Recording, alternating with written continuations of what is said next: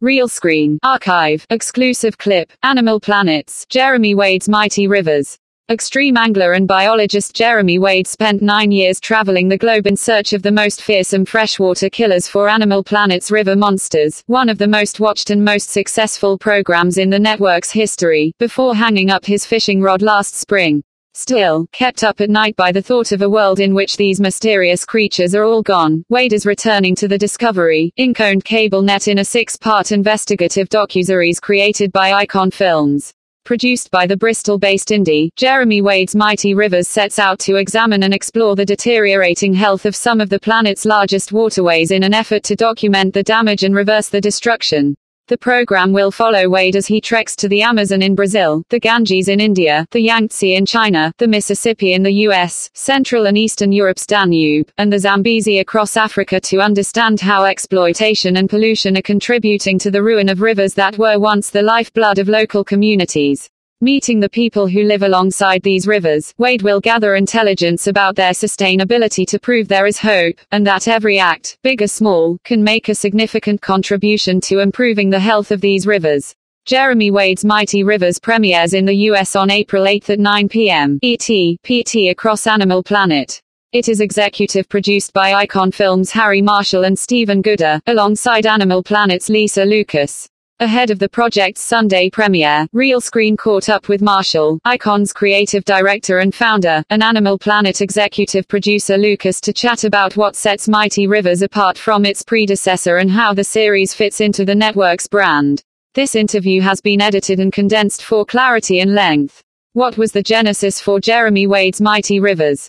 Lisa Lucas: Jeremy always says this is the most important investigation of his life, but we find that environmental stories can be tough to tell. A lot of viewers would probably rather not watch a series about what's happening to the planet, not because they don't care, but because the reality can be a tough pill to swallow. The difference for us is, this is Jeremy Wade, and in Mighty Rivers it feels like more of an adventure. We go with him, as we have with River Monsters, to incredible places that most of us will never get to see. We meet locals who've spent their entire lives at the river's edge. We experience local culture and we get to see some incredibly rare fish. And along the way, we're learning about the condition of the planet's greatest rivers. The good news is that we've ended every episode with progress that's been made since filming ended. What types of production challenges did you face with this project?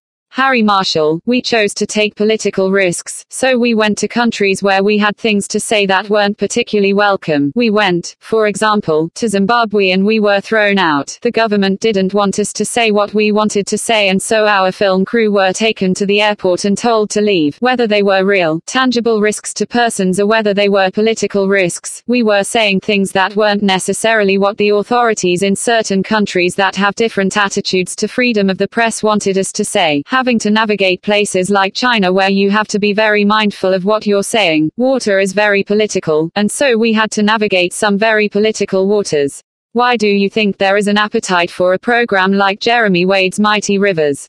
Poll: who better to investigate what's going on beneath the surface than a guy like Jeremy, who is able to tell us more about the crazy fish living in our rivers. He's been fishing for more than 30 years, so you can imagine over that period of time what he's noticing, and he talks about the toughest thing for him to imagine, being a world without monsters. Over those 3 decades, he has seen them disappear. These fascinating big fish that he used to be able to catch in these remote waters, they're just not there anymore. His hope is that it isn't too late for us to correct the mistakes and to lend a hand by restocking or raising fish.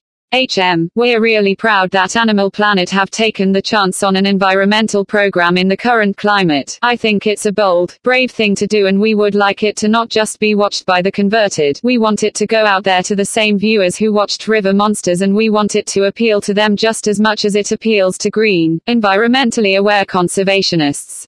There are very few rivers that aren't in crisis, and that is really how the story moves from a more general story about water to a specific story about the world's great rivers. In fact, it will be very hard to name one of the great rivers on the planet that isn't in dire straits. All of the great rivers have huge problems, and Jeremy thinks that the rivers are the arteries of the planet. They're the blood vessels on the superorganism. They are the thing that carries life around the planet, and the planet's sick. You can tell it's sick because it's got this cardiovascular disease. Its rivers are just clogging up.